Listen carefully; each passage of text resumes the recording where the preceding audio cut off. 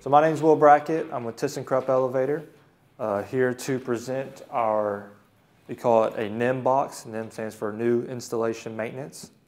With your elevator, you have received a 13 months Nimh period.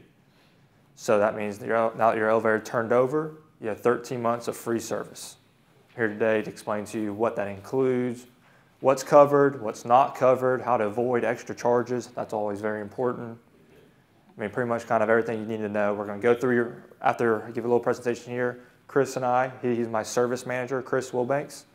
He's a service manager for ThyssenKrupp all in Alabama. We're going to walk to your elevator, show you all the key switches, make sure you know everything so that way you're well informed about your elevator. So ThyssenKrupp started off, most important thing in our company, we always put safety glasses in here. We always recommend you wear this if you ever walk into the machine room. I know it don't seem very dangerous in there, but we just recommend it. Safety is our biggest factor in our company. It's what we always push.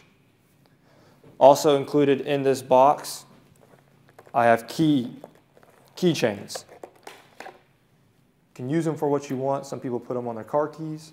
What I suggest, when the elevator is turned over, your GC was given elevator keys. You should have enough where you can make 2 sets here. They basically control all your elevators. I always say put those keys on both these keychains. Give them to whoever you want to have control of your elevator. Because whoever has those keys can do a lot of stuff with your elevator. Also included in this package, we have some little gift items in here. Here's a pen. I don't know who wants it. Y'all can fight over it. Measuring little tape on it, level, take off the back end. It's actually got a screwdriver and stuff on it. This right here is a piece you can work on your iPhone, iPad, everything like that. Just something. I think gifts go to the executive director. Or his assistant. No, he's getting a new car. Y'all can pass around and look at it. My personal favorite gift, the koozie. Oh, that goes to the maintenance. You got to drink your Cokes out of this, okay? Nothing else. I'll just leave it in here. How much do I get for the advertising? Yes. What you do with it, you'd be surprised. You hand these koozies out, you'll be on the lake with somebody you never met before, and they'll have one of your koozies. You'll be like, how did you get that? And they're like, oh, a friend of a friend. They had it at their house. So it's funny how those get around. I hereby present you with your 5-year pen. Literally. 5-year pen. 5-year pen. 5 years too late. 10-year pen. So, It's actually pretty nice. We could do yeah, man. more of these. So we initially got these boxes, and our company introduced this to us about 8-9 months ago. Our operations team, they guessed about 4 of these boxes to start us out with. Well, that was a mistake because our operations team went in and took all my pens, took all my koozies, and so I had to order more boxes because everyone liked them so much. I got 3 pieces of paper here. We're going to start off with the first one. This is the final acceptance. So your elevator turned over on 1/18/2017. You have 13 months of free service, and your free service will end on 2/18/18. So that's there. Keep it. That way you always know how long your free service lasts. Second thing is we call it Alabama news. All right. So if your elevator is having any issues, you need to place a service call. It's not operating correctly. Someone's entrapped. Anytime you want us to come out here outside of our normal maintenance visits, you call this number right here. This email right here, you can email it in too. So either way, if you want to call in a phone call or you want to email it in. I personally like to email because it's real quick. You send it to them. They give you a response within 5 minutes. It's guaranteed. If you're not getting that, let me know. We get people in trouble for that. Down here is everybody in our company. I highlighted my name and information. It has my cell phone number. Chris Wilbanks, he's your service guy from down here. So if you have any service issues, like you don't like our tech, which I doubt that'll happen. But let's say our tech's not doing a good job, or you feel like this callback should have been covered and it wasn't, or anything like that, he's your man right there. It's got his cell phone number on here. That phone's on him 24/7. So if you want to call him at midnight, feel free. I'll laugh a little bit, but it's a good with me. This right here, that's a little local advantage sheet. Basically, just kind of give you references of us here in Tuscaloosa. Short bit about our company. We're the largest company in North America, largest in Alabama.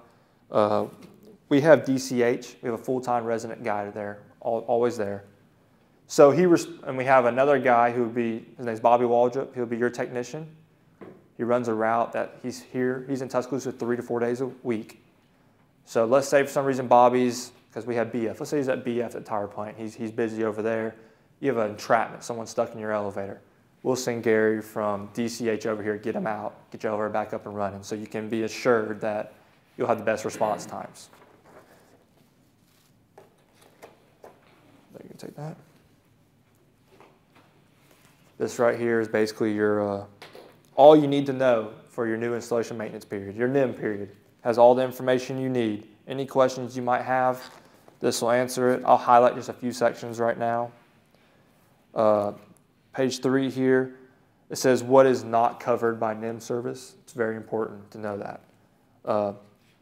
So your new installation maintenance, so when I say that, when I say NIMH, it's just short for that. It's just easier to say. Your NIMH period, only normal hour business calls are covered. So if your elevator shuts down, you call us out between 8 and 4:30, that is covered. I don't know if this place operates after hours or not. Tenants come at different times. We're 8 to 4:30. Their flex time up there, they could be, in the first floor, they could be 7 to 3:30. Mm-hmm. Some of them stay till 6, some of them come on Saturdays. There'll be people in here potentially anytime. So normal working hours are Monday through Friday, 8 o'clock to 4:30, like I said. So just know that, whoever has the power to make service calls. If somebody calls a service call in, we come to it. So that number right there, or whatever, that number right there, that email, don't give that out to anybody that you don't want placing a service call. Because they might want that elevator running. It's not that, we're like, hey, it's okay if we wait till the next morning to get someone out here. But they might think it's important enough to get someone out here now. Well, then you're the one that gets the bill. So just, this is all ways, I'm not trying to scare you. I'm just trying to help you save money so you and I don't have conversations down the road. So if something happens in the elevator outside of our working day, it's a Saturday and one of the counselors upstairs is here working, and they're trapped in the elevator, so there's a phone. They would call whoever answers that, I guess it's... I'm not sure who is programmed to. We have our own phone monitoring service. I think you'll have 13 months. You have 13. Jackson. Then we'll go to Jackson. It's programmed to you right now. That's okay. So how would the service person even get in the building to get that person out the elevator? Or does the elevator automatically drop to the first and the doors open so people can get? That is a feature, but if you're talking about entrapment, it's not going to lower them down. When entrapment happens, it means a safety fault got triggered. Chris might be able to tell you more reasons why, but I mean, typically, if it gets an entrapment like that, it's not just going to lower you down. It's going to actually, a person's stuck. Lock, shut down. Correct. So it's going to call our dispatching service. Our dispatching service is going to call our technician. When we see entrapment, it's, red, it's get there now. So they're going to drop what they're doing. They're going to dispatch a technician. Like I said, Gary's at DCH. He's on call 10 out of every 14 days. So every other weekend, basically, he's on call. If he's not on call, it's going to be dispatched out of Birmingham. So if it's dispatched from him, it's going to be a little bit shorter response time. There would have to be a way for From the beginning of the building. for one to call one of us. They would have to list. He's gonna call you. I could be, He's gonna call you. I know, but Oh, you could be somewhere else. He travels a I lot. probably will be somewhere. Is that door going to be locked down there? The lobby doors will they'll auto lock at 5, open at 8. There's a stairwell door that we'll all have card pass to. Okay. But somebody might have to come let your tech in. We recommend a lockbox somewhere with a key. I was gonna say maybe Key to the machine room and the entry key that all designate where to put it. Could you repeat what he's saying? Because he's off mic. Just go ahead and restate it. Chris is what Chris just said. ThyssenKrupp recommends keeping a lockbox somewhere on site. So basically, our technician is the only person that knows the code, has a key to the machine room, a key to the front door. So in emergency situations like that, our tech can get in and get somebody out. There's a knock box. All right, last two things to look out for, and this will basically cover all my extras. Misuse and abuse. If you have a little old lady in a walker come in here and slam her can into that button to push it, and it breaks that button out, that's not covering. You laugh, but I've seen it done. Well, that would be more likely somebody works here, a little old lady. I have there's an old person's home in Montgomery, and those people break more buttons than college kids. And college kids are getting on the elevators not in the right state of mind. It's crazy. So misuse and abuse. If someone's in there, they break a button. If another part of that is I want to show you when we get to the elevator. What? Lights, that's what usually breaks. People jam something on the top of the cab and it breaks those lenses. Seriously? And then breaks it. Jam something up in there. Moving in? Taking something, Oh, like a pole lamp, yeah, or they've already. have their mop in their hand. Another thing, if your doors stop working, which right now, when we walk out there, I'm going to show you, your tracks that your elevators run on are crazy dirty. You need to clean those 2 to 3 times a week. That right there, I've seen a penny stop an elevator before. And that right there, there's nothing we can do to prevent it. I mean, we're preventing the maintenance. We're here working on your packings, your door motors, your controllers, all that. We can do maintenance to prevent it. And if it goes out, well, that's on us. We're going to cover it for you. But if you get a call back because you have junk in your track, there's nothing we can do to stop that. They're full right now.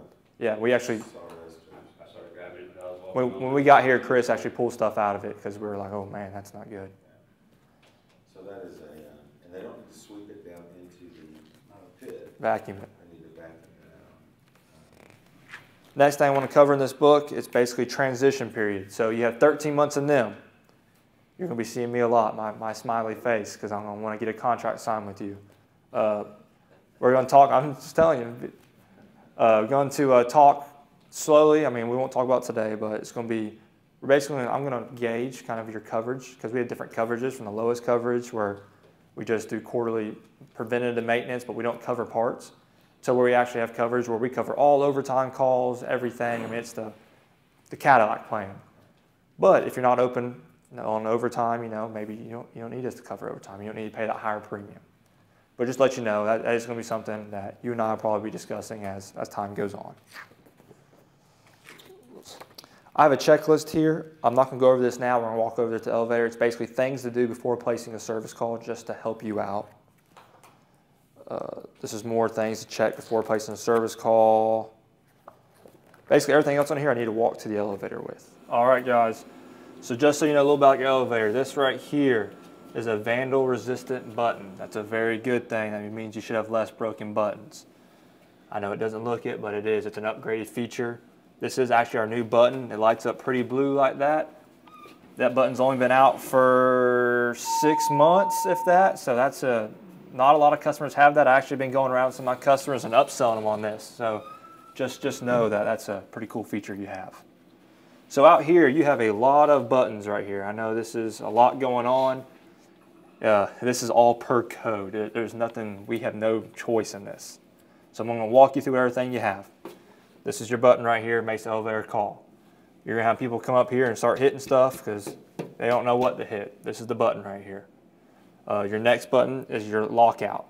So you can lock this floor out. Is that correct, Chris? Not sure why you'd ever lock this floor out, but you can do it. So I guess if you only want the elevator to work on the 2nd and 3rd floor, you could lock this out so no one could call it from here. They can still come down, they couldn't call it from here. We will lock out the 2nd and 3rd floor at times if people are coming in here that we don't want to get off on. Okay, that's whatever you want to do. That would be inside the elevator. That's inside the elevator. This on the outside just locks off this push button. Gotcha. Is that correct, Chris? Okay, just want to confirm that. Your next thing is this phone reset. This is very important. These two things work together. So every elevator has a phone system inside. It runs off an independent analog line. That means it runs off 48 volts. So if the power goes out to this building, someone's on this elevator, it still will call out. It's like the old phone my mama used to have in the house. That'd always call even the power's out. So if that goes out, right here, this thing will light up and start buzzing. And you'll know it. It's loud, it's annoying.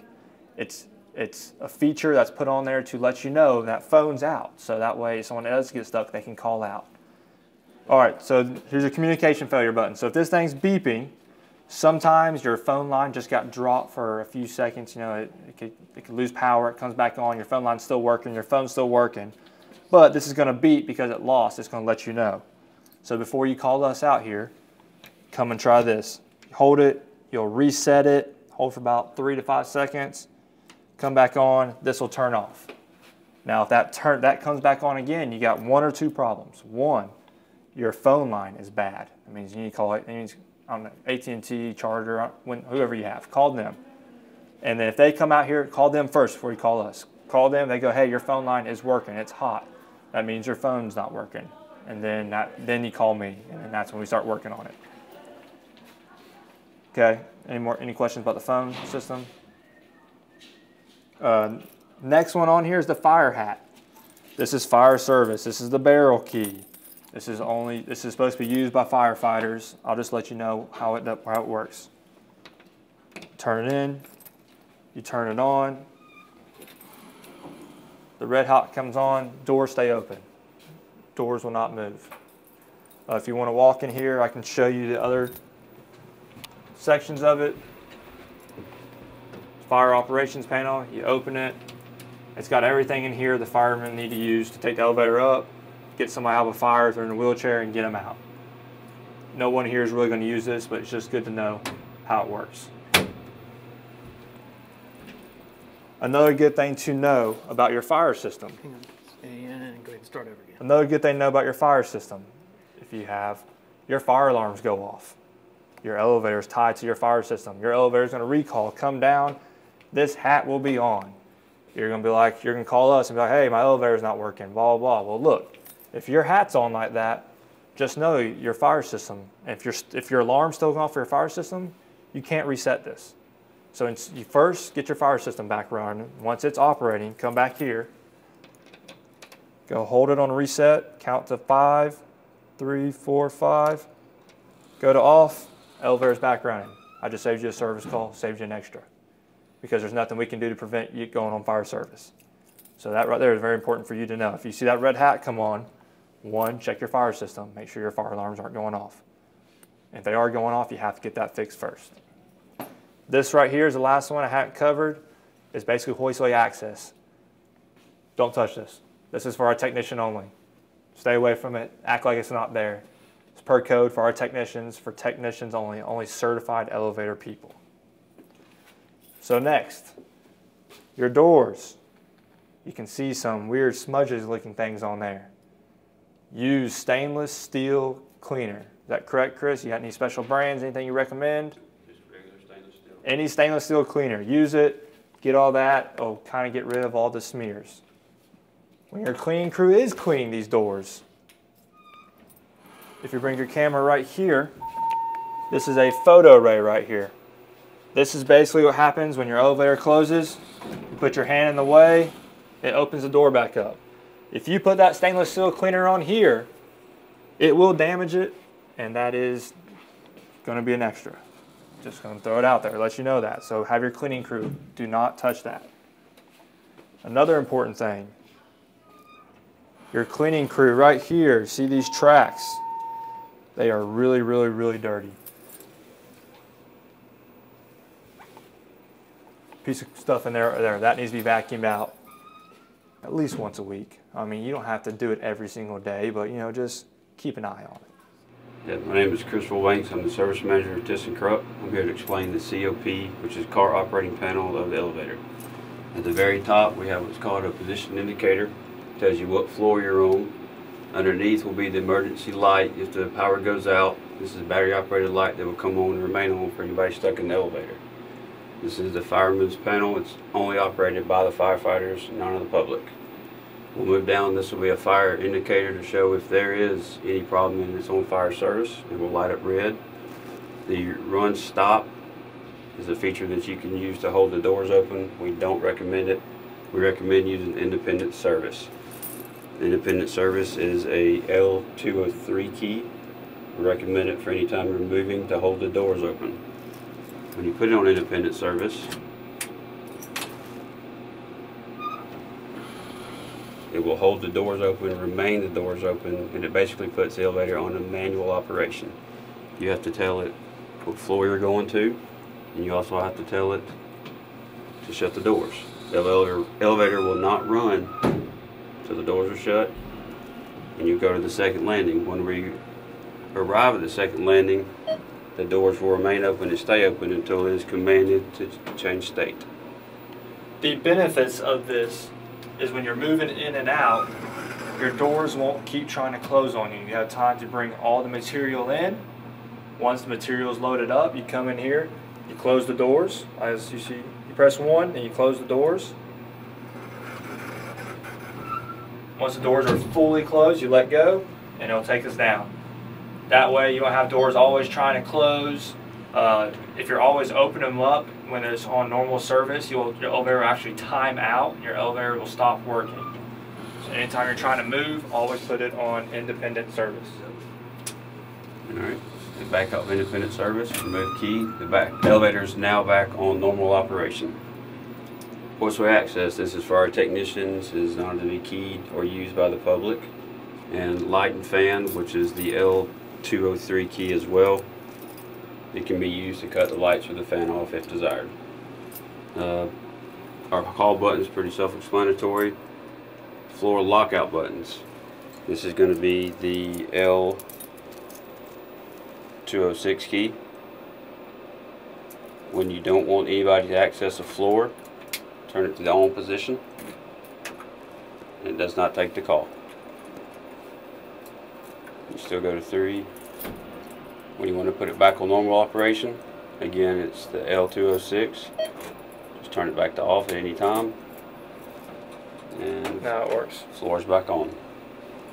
Moving on down, you have the front and rear door open buttons, front and rear door close buttons. You have your alarm if you get trapped in the elevator. Blinking light. This will come on whenever you mash the phone, and it lets you know that the call is being placed. This is the speaker for our dispatch who will be talking to you. And we'll do a demonstration.